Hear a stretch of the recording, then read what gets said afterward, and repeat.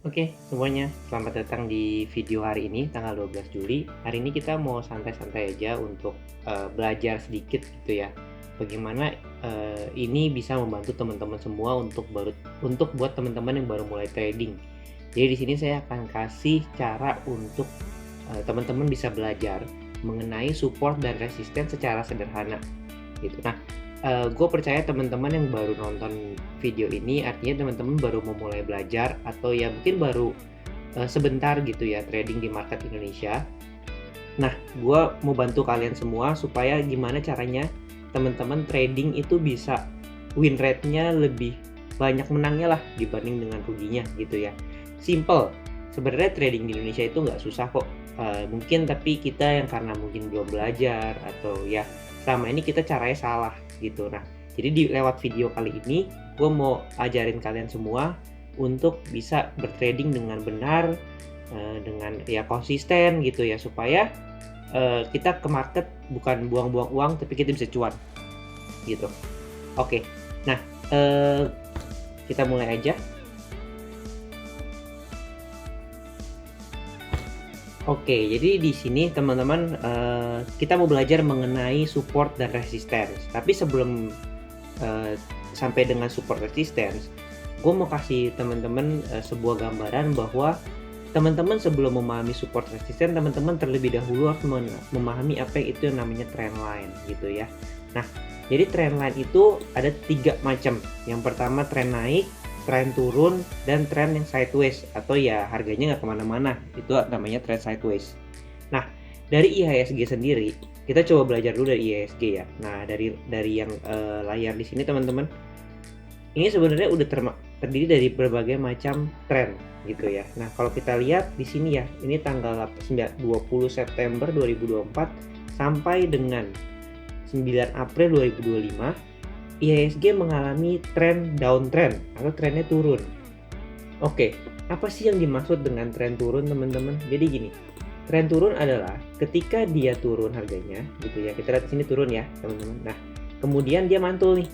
Nah, ketika dia mantul, dia tidak membentuk higher high atau titik tertinggi baru, tapi ketika dia koreksi, justru dia membuat titik terendah baru.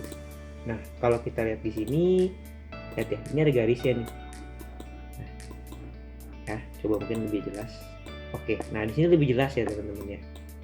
Jadi ketika dia koreksi, dia mantul. Nah, saat dia turun, dia turunnya lebih dalam lagi, gitu. Ya, oke. Nah, kalau kita coba gambarin lebih jelas lagi di sini, saya pakai highlighter nih. Nah, ini kelihatan teman-teman, dia naik, tapi koreksinya tuh lebih dalam lagi. Naik, koreksi lebih dalam lagi. Nah, inilah yang kita namakan teman-teman sebagai fase downtrend, gitu ya. Jadi, nah teman-teman harus pahami nih fase downtrend ini, gitu. Kalau kita masuk ke dalam saham, contohnya misalnya BBRI. Nah, kita lihat sini kita lihat. Oke. Nah, lihat kan ya teman-teman ya, turun terus ya di sini. Dia koreksi gitu ya, terus dia naik nih. Nah, tapi ketika naik, dia nggak mampu tertinggi baru gitu. Jadi dia tidak melebihi koreksi awalnya di sini nih, titik-titik awalnya sorry. Nah, dia malah justru turun lagi gitu ya. Di sini turun, naiknya nggak lebih tinggi, turun lagi. Itulah yang namanya fase downtrend. Hindari saham-saham downtrend. Jadi gini ya, nah ini udah clear jelas nih ya. Jadi begitu teman-teman tahu ketika ada jenis chart gitu ya untuk seperti ini di fase yang namanya downtrend, janganlah kita bertrading di saham-saham yang seperti ini. Ya, oke, itu yang pertama mengenai fase downtrend ya. Oke. Nah, berikutnya adalah fase sideways. Kita coba balik ke IHSG. Oke, mungkin sebelum kita masuk kepada chartnya gitu ya. Nah, sebelum kita masuk kepada chartnya, saya coba gambarin dulu fase sideways itu seperti apa. Misalnya dikatakanlah sebuah garis ya. Nah, fase sideways itu adalah ketika sahamnya dia koreksi turun. Nah, ketika dia naik, titiknya sama nih dengan awal titik tertingginya. Tapi ketika dia sini dia koreksi lagi. Nah, tapi juga koreksinya sampai dengan titik terendah yang sebelumnya gitu. Jadi dia bolak-balik aja terus kayak gini. Nah, fasenya yang mana? Kalau kita lihat ya, kita cari fasenya IHSG ketika sideways. Nah, mungkin di sini kita bisa bilang IHSG fase sideways. Ini saya gambarin. Nah, di sini ya, kita lihat ya.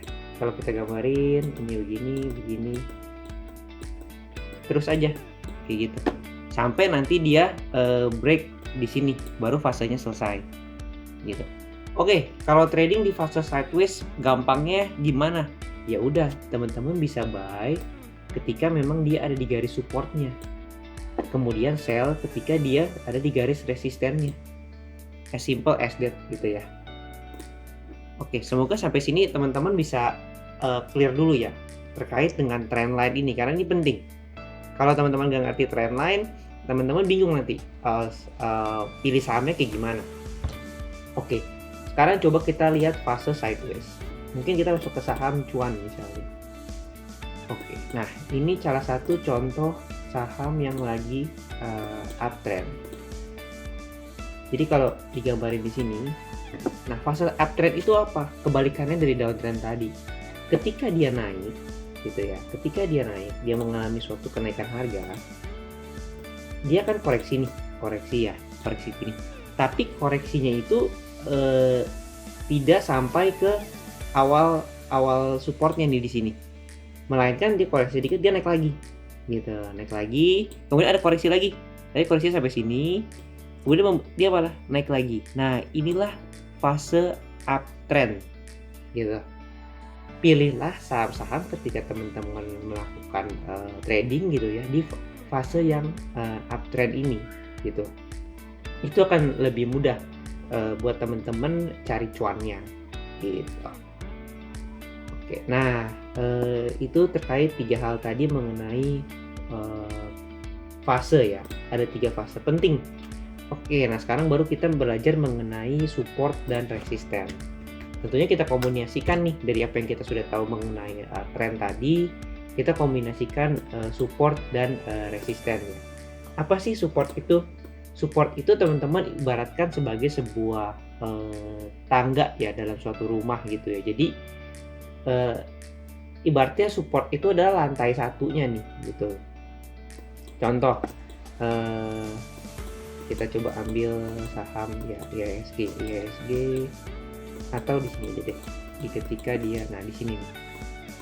Oke, nah support itu teman-teman harus cari di titik dimana ketika dia koreksi itu mantul. Nah kalau di sini sebenarnya gambarnya ya supportnya di mana? Supportnya di sini gitu.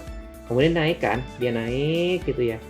Dia koreksi lagi nih. Nah sebenarnya setiap kali dia koreksi itu teman-teman bisa jadiin acuan untuk support berikutnya gitu.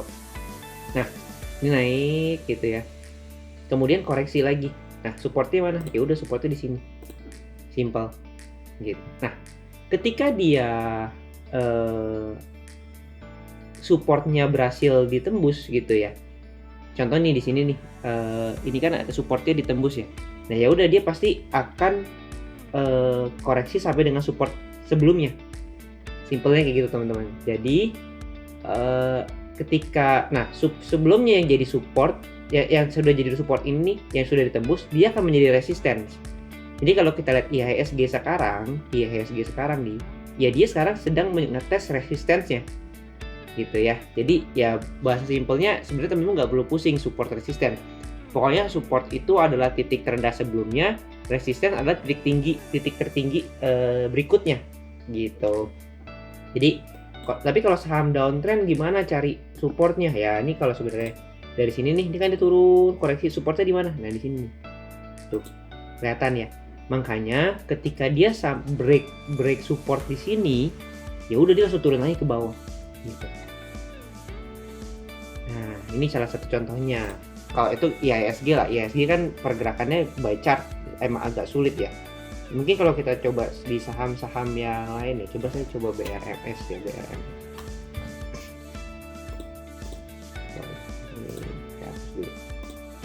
Nah, kalau di sini supportnya BRMS terakhir di mana ya? Kita lihat aja titik terendah terakhirnya di mana teman-teman, gini. Tuh simpel kan? Resistensi di mana? Ya udah, resistensi di atas ini.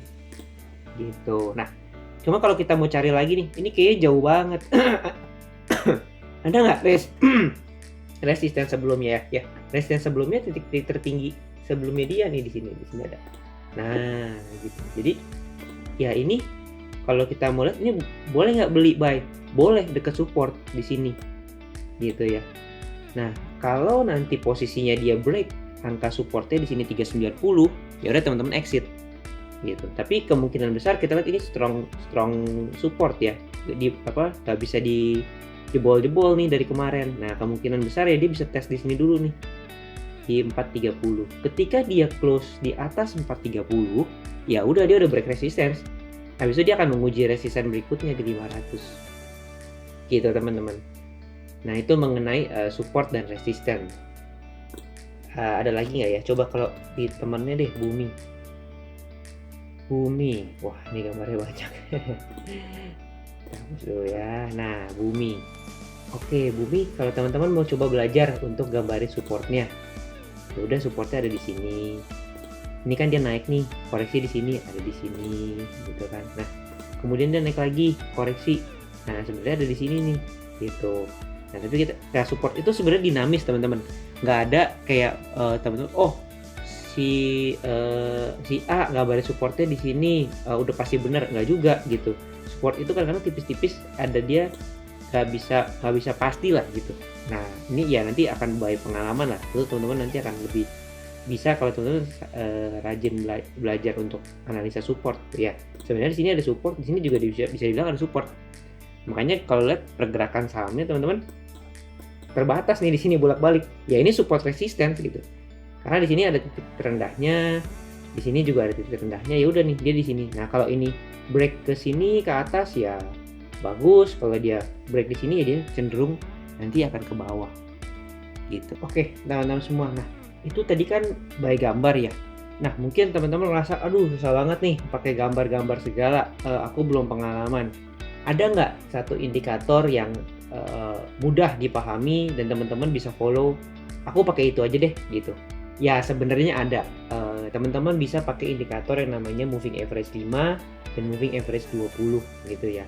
Moving average ini apa? Moving average ini adalah rata-rata pergerakan harian 5 hari sebelumnya dan 20 hari sebelumnya.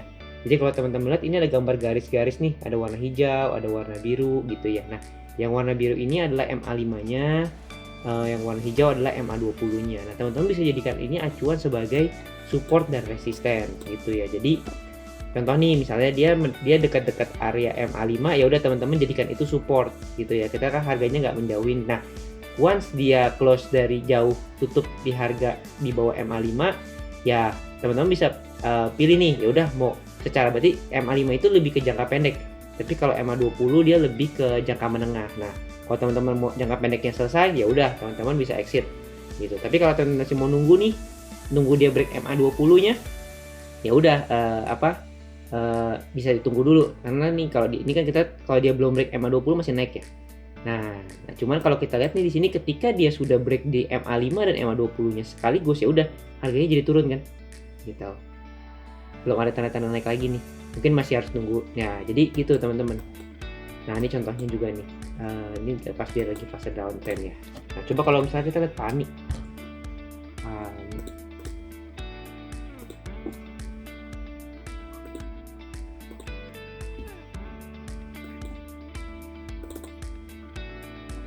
Oke, nah kita lihat PANI ya.